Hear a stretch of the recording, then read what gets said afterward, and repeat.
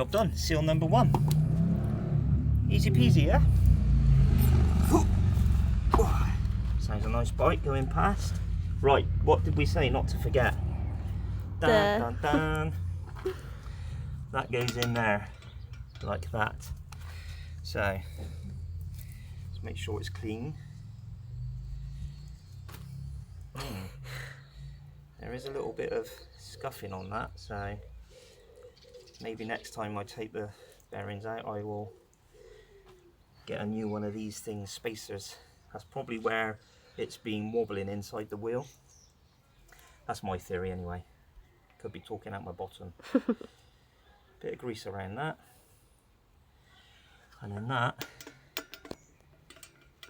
sits in there like that. There you go.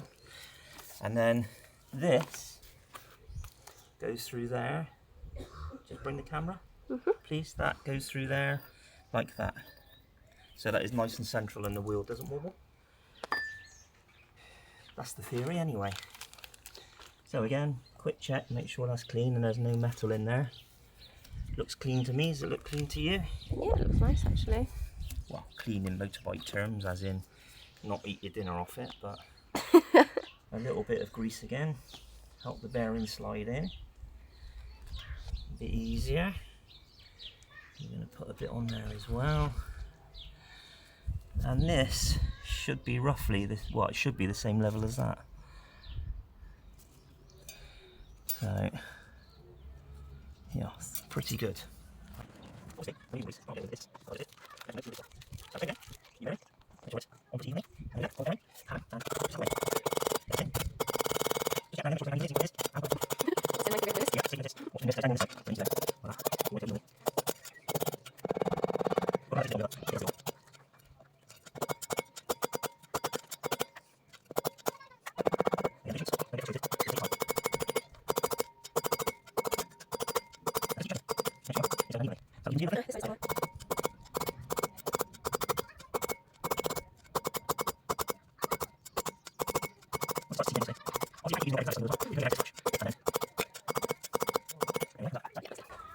Now for this one,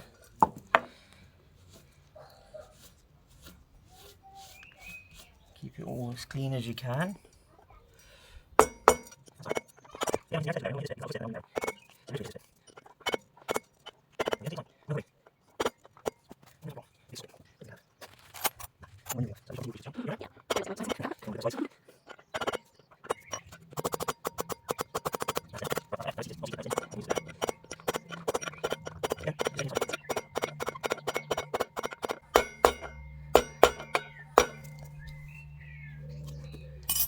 That's cool.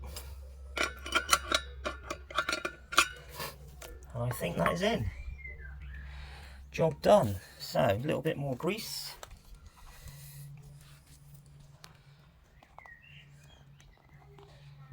Like that.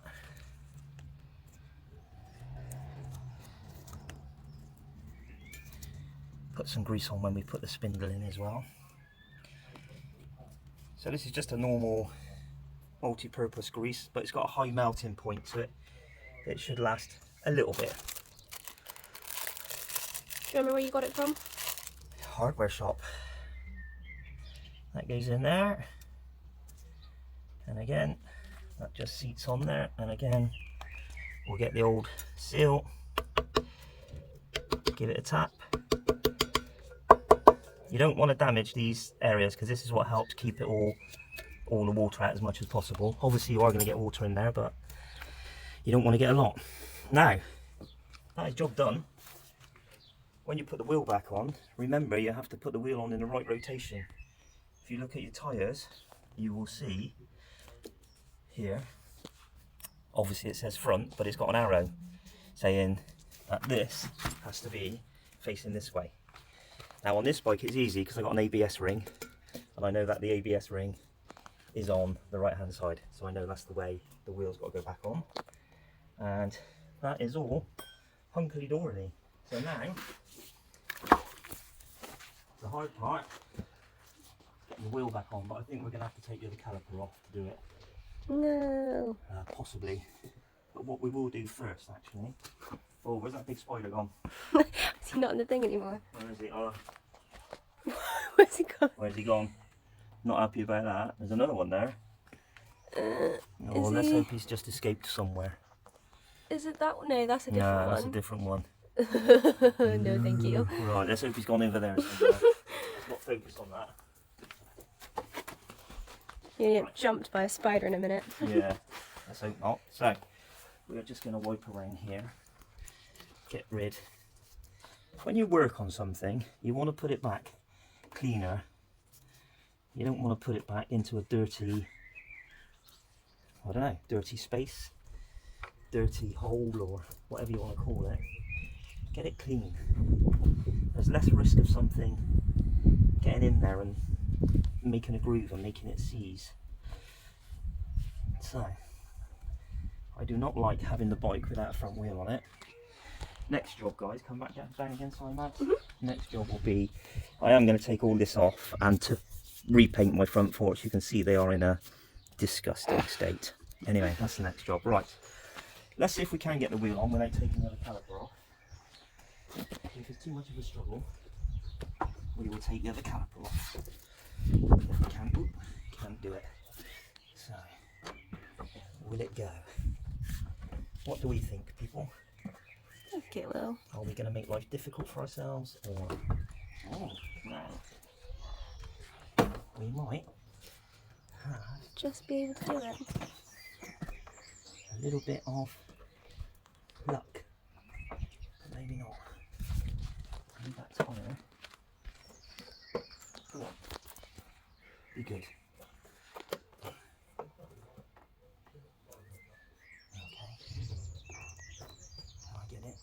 Can you do it? Yes, you can. In fairness, it's probably going to be easier just to literally take the goddamn caliper off. That's also more work. To be fair, it's doing it. We might be lucky. We're getting there.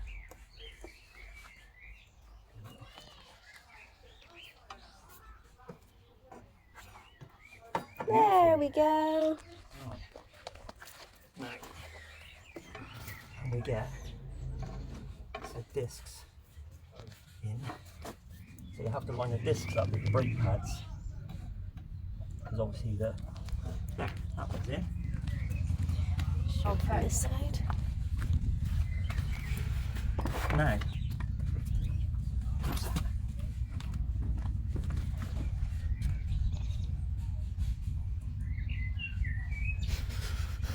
that's nice. That's it. So we're just wiping off the spacer. I need a clean rag. Let's put on more dirt. Bother. Right. So what we need to do is.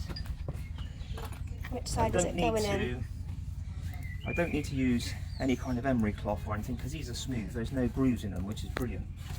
Considering the bike's 16 years old. But what we will do, if I can find it, get the old trusty wire brush. I can't find my wire brush, so we're just going to make do with giving it a wipe. Have you got a little thin stick and you can push it through? Oh no, it's just to clean the outside. Oh. But what we are going to do is we are going to put grease on this, like so. I got shakes. Put grease around the outside. Then this goes in now. Can you come round and see the angle? So this one, can you see that? Yes, just about. That goes in now, like so. Can you see? Yeah. And then There we go, we can see it now. this one, again, goes in this side, like so. So they space the wheel out properly, so that they fit in there with the right gap. Does that make sense? Yeah? Yeah. Then we need to grease this. Don't need loads, but I'm going to grease this. And this is slightly difficult, but not mad. So guys, this has taken me about an hour. So your average garage now, oh, it's the wrong way. Your average garage now is around £60 an hour. So if you can do a job like this in your back garden, you can see it's fairly basic. I've got a fairly basic mechanical knowledge. I'm not a mechanic as such. So if you can do something like this in your back garden and save yourself 60 quid, why not give it a go? Right. So now what I've got to do is lift this. This is where you need 6 pairs of hands.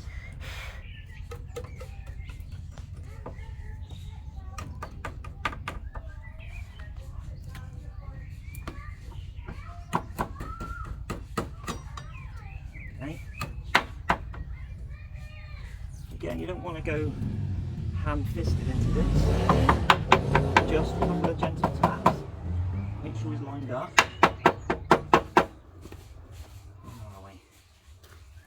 Not lined up properly. Oop. Okay.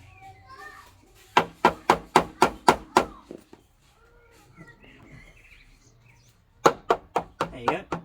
Couple of gentle taps. So, can you come down a minute, mate? Yep. Please. So here, on this. Oh, wrong one. Oh, where's it gone to? What are you looking for? Screwdriver do. On this spindle, you can see you have a line here. Yeah. See that line with the screwdriver? You have to come around a bit. See that line? Oh, that one, yeah. Yeah. So what you want to do? Tap it in. Then you know it's seated. Yeah. Then.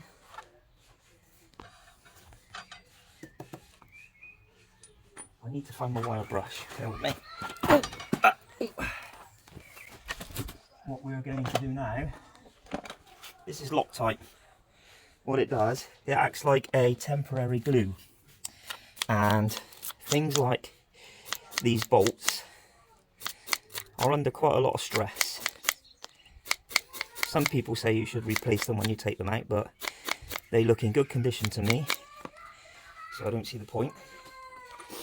And you can get 2 types of Loctite. You can get permanent or you can get temporary. This locks the screw in, but it allows you to undo it.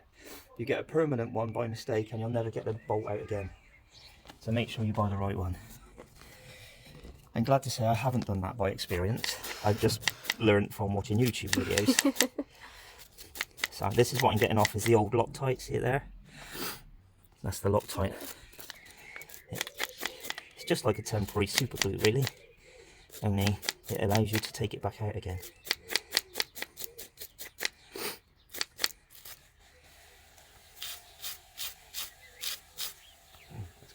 Stuck in there.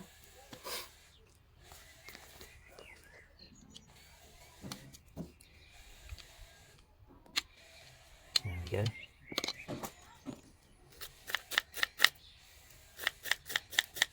I think I need a new wire brush. That's possibly why it isn't working very well.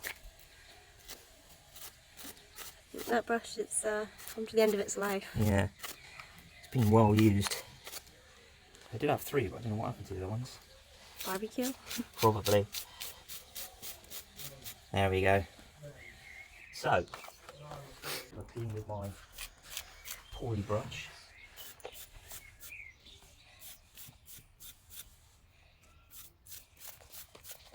That's it. Thanks for helping, lads. And then we're going to put a dot on, like this. Don't need much. Literally. Oh, it's a pretty colour. Yeah, nice, isn't it? And that one can go in there. Like so, he says. That one's in. And then, should have cleaned them both before I started doing this actually. It made more sense. You've also ruined another pair of jeans. Yeah, no, these are my work jeans. Again, you don't need much. Just a bit. That one goes in there. Put the lid on there for now. And we will, 1, 2.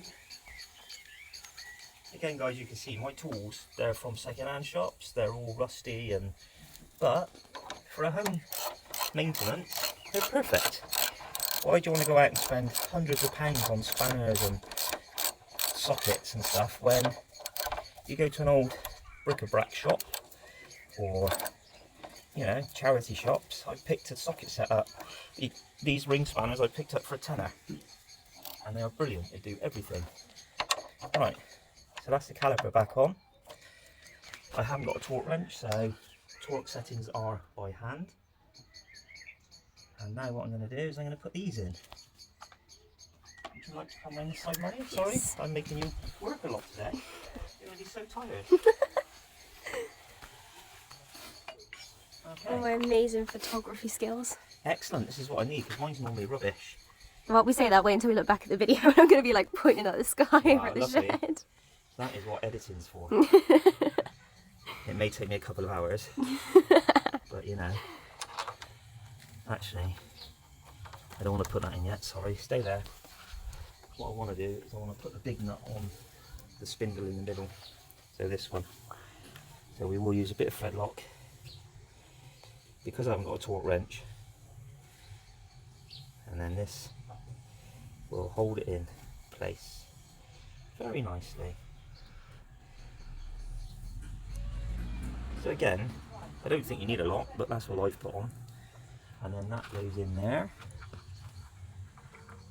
like so. Make sure any nut and bolt you put together, make sure you do it by hand first. Then you don't risk crossing the threads and ruining the nut and the bolt, or in this case the wheel spindle, and spending even more money. So take your time. Always take your time. No rush. If you feel yourself having to rush, then take another time to do the job. Just got to stop that turning. And those spacers we put in, they make sure the wheel is in the correct place.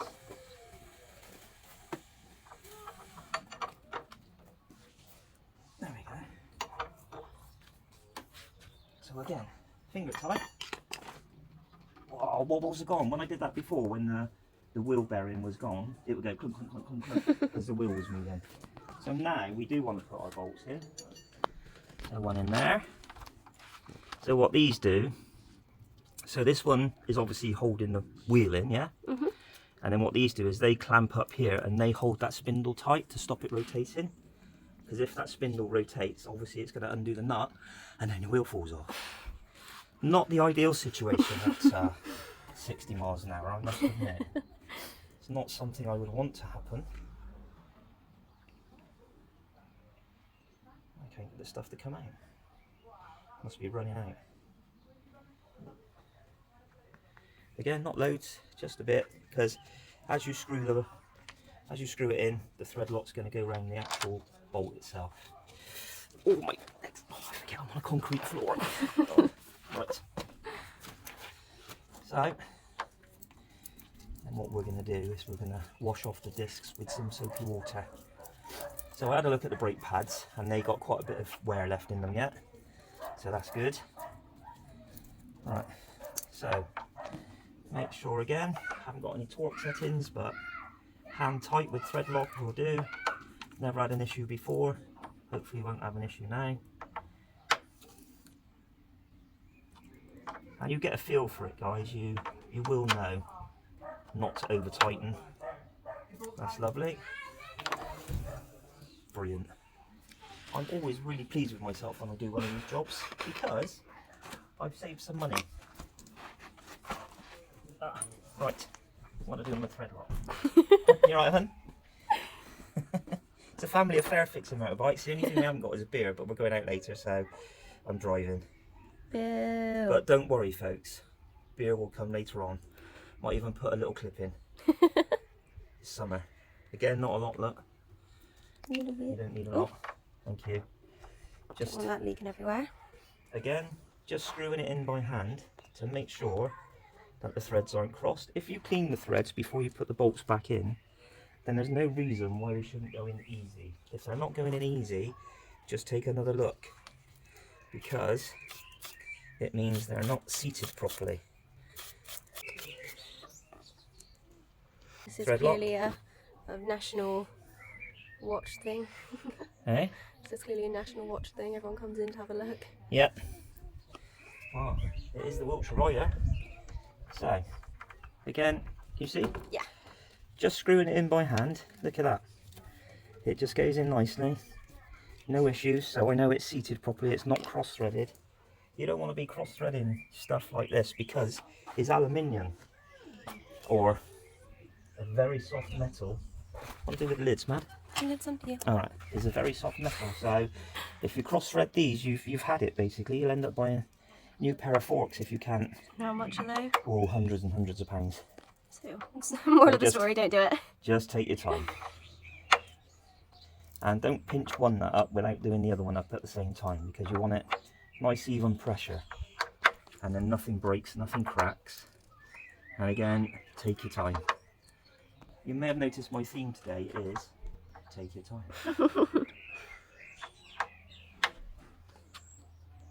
There we go, guys. Now what we're going to do is we're just going to go round,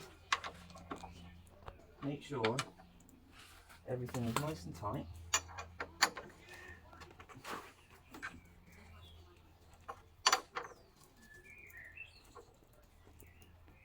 Yep, that's tight. Even though I've just done these up. Good. Good. Good. Right, okay, so clean up firstly. Yep, and secondly, oh, what did I say about putting the lid on? Look, just literally stick on it. And there's no play, no knocking in those bearings at all. Wonderful. Now when I was riding, the wheel felt like it was wandering along the road, and there was millimetres of play as you've seen on the video, so it makes a huge difference. Right, just watching out for that spider. We don't know where he is. I'm slowly going to lower the front of the bike. Block of wood there to protect the engine. You don't want to be jacking up underneath the engine and cracking the sump. I suppose you wouldn't have to worry about your wheel bearings then if you did that. And there you go.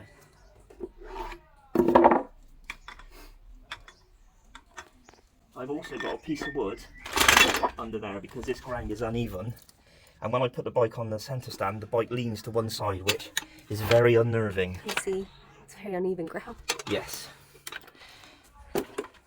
I'm scared. Well, there's one little guy there, I know about the little guy. and then we lost the. Why can't you get that in? We lost the bit. You got it in the wrong area. Probably. Oh. Ah. Wheel fell off. Obviously need to fix my jack as well.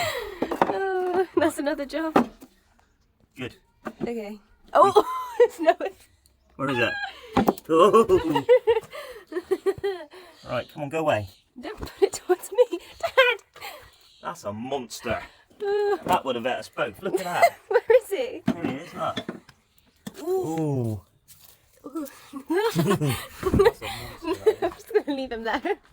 He's the reason why everything keeps going missing. That's it. Okay, guys, so if you have a look, literally second-hand tools, all bought from charity shops, pair of old underpants. That's from the rubbish. Yeah, that's I'm gonna keep that. That's Well, really good. Yeah. As a, what would you call it? A vice thing. Leverage? And job done. So I'm gonna take the bike off the centre stand in a minute. Actually, safety first. Heavy lump this is. Oh, that's high. Okay, so absolutely lovely. No knocking. Brilliant. Obviously a test ride is in order, which I will do later. But if you like my website, it's the Wiltshire Rider, and all I'm doing is showing you how I maintain my bike and keep it running for work. Obviously I use it for pleasure as well. But little jobs like that, as I said, that's taken me, okay, an hour and a half but I'm not a mechanic, I'm not fully skilled. I'm skilled enough and knowledgeable enough to know what's safe and what's not safe. And if that was in a garage and it took an hour and a half, what's that, £110 maybe, £60 an hour now, going rate. So for the sake of an hour and having a bit of a laugh, making it a family affair, save myself 60 quid and fix my bike. So hit like and subscribe if you like and you want to subscribe, and see you soon. Thank you. Bye bye.